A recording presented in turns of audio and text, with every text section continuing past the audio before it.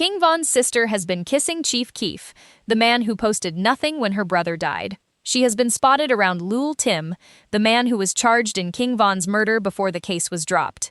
And she has been in a public war with Asian Doll, the woman who loved Von and never got to say goodbye. Stick around to the end, because the Lul Tim situation is the one thing that Von's fans say he never would have forgiven.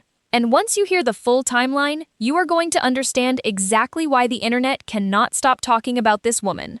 Kayla B., born Kayla Bennett, grew up on the south side of Chicago, right in Parkway Gardens on 64th and King Drive, the block the world now knows as O Block. This is not just a neighborhood, it is one of the most notorious blocks in America, the block that raised Chief Keef, the block that raised King Von.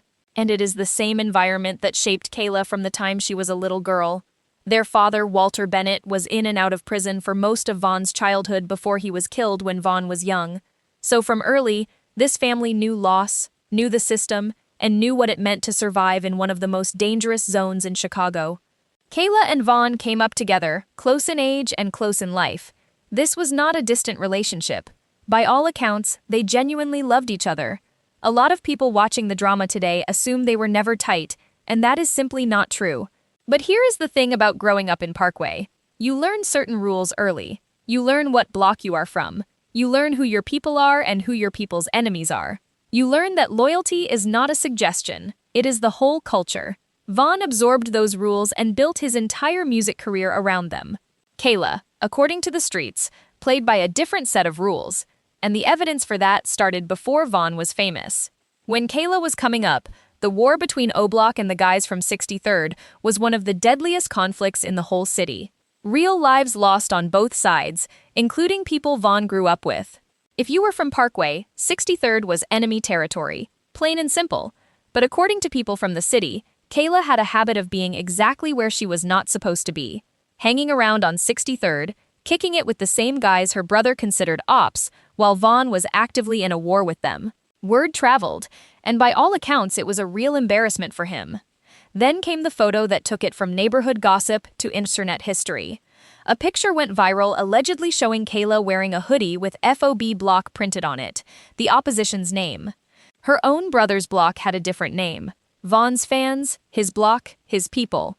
To this day, people debate whether that photo was exactly what it looked like. But it spread everywhere and it never went away. It planted a seed in people's minds that Kayla moved differently from the rest of the family. That seed would grow into everything that came after. On November 6, 2020, Von and his crew were leaving the Monaco Hookah Lounge in Atlanta in the early morning hours when they crossed paths with Quando Rondo and his people outside. Tension between their camps went back to gang politics. When the two groups met in that parking lot, words turned into a fistfight, and the fistfight turned into gunfire. When the shooting stopped, King Von had been hit multiple times. Hours later, the news dropped that he did not make it. Davon Bennett was dead at 26 years old, 2 days after dropping what would become his final album. The whole hip-hop world stopped. In those first hours, Kayla's reaction was exactly what you would expect from a grieving sister. She was on social media pouring her heart out, going live crying, defending her brother's name, calling out Quando Rondo and his circle. Millions of fans flooded her pages with love and prayers, and almost overnight she became one of the main public voices for Von's memory. At first, fans appreciated it. They wanted somebody from the family carrying the torch. But grief playing out in public is a dangerous thing.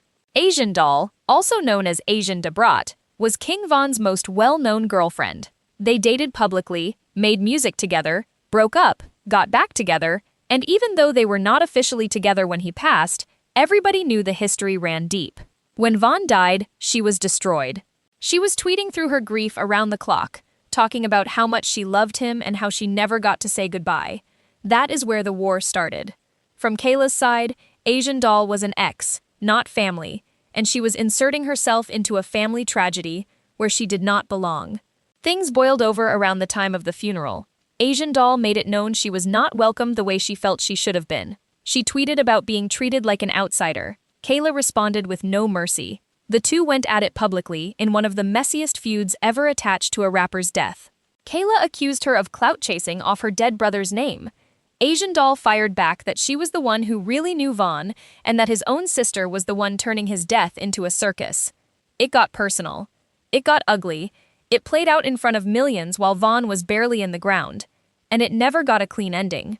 Every time Asian Doll spoke on Vaughn's memory in the years that followed, you could count down the minutes before Kayla had something to say. Two women who in a different world could have leaned on each other through the worst loss of their lives became permanent enemies with Vaughn's name stuck in the middle of every exchange.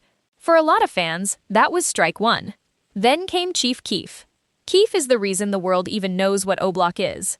Before Vaughn blew up, Keef was the one who put Parkway Gardens on the map in 2012. On paper, they were supposed to be family, same buildings, same environment, same people. But somewhere along the way, things went left. There was never a full public war with records and diss tracks, but the tension was real and the streets knew about it. Subliminals, interviews, distance. And then came the moment that made it undeniable. When Vaughn died, almost everybody in hip-hop posted something. Artists who barely knew him put up tributes. Chief Keef posted nothing, not one word for a man from his own block. Fans noticed immediately. That silence confirmed what people had suspected. Whatever issues existed between them, they were never squashed. Vaughn died with that tension still in the air. So when pictures surfaced of Kayla kissing Chief Keef, the internet lost its mind. King Von's own sister booed up with the man who could not even give her brother a rest in peace post. Her comments turned into a war zone.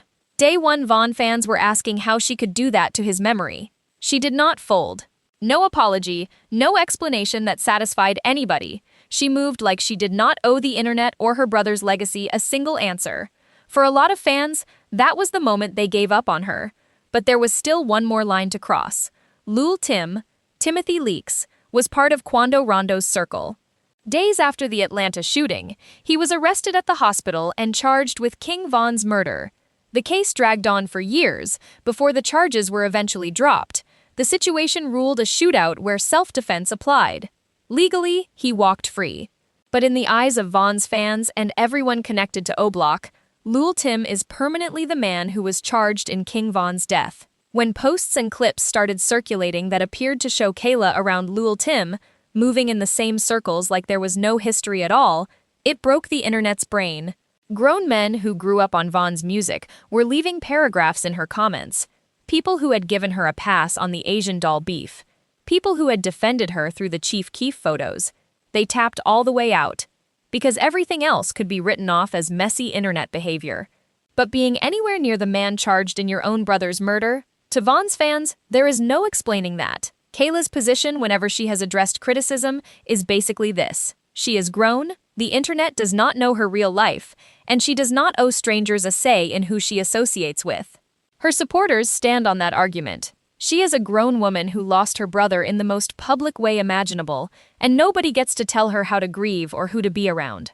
But here is the other side, and it is where most of Von's fans stand. King Von's entire identity was loyalty. That is not an opinion. That is his catalog. Welcome to O-Block was a tribute to holding your side down. Every song was about the code, and that is why fans say with complete confidence that if Vaughn were alive, none of this would be happening. His presence alone would have been the thing that stopped it. His absence is the tragedy underneath all the drama. At 32 years old, Kayla B is still all over social media, still doing her YouTube content, still going live, and still finding her way into a new controversy every few months. Every time her name trends, her platform gets bigger. Whether that is a strategy or just who she is, it is working. But King Von's legacy lives separately from the chaos. The fans still play Welcome to O-Block every day. The music still hits. The block still carries his name. And his sister, at 32 years old, is living proof that when a star dies young, the story does not end with the funeral. It just keeps going in directions nobody saw coming. Is Kayla B dead wrong for how she has been moving since Vaughn passed? Or is she a grown woman who does not owe the internet anything? Drop your answer in the comments. And if you made it this far, hit subscribe. Stories like this drop every week. Rest in peace, King Von.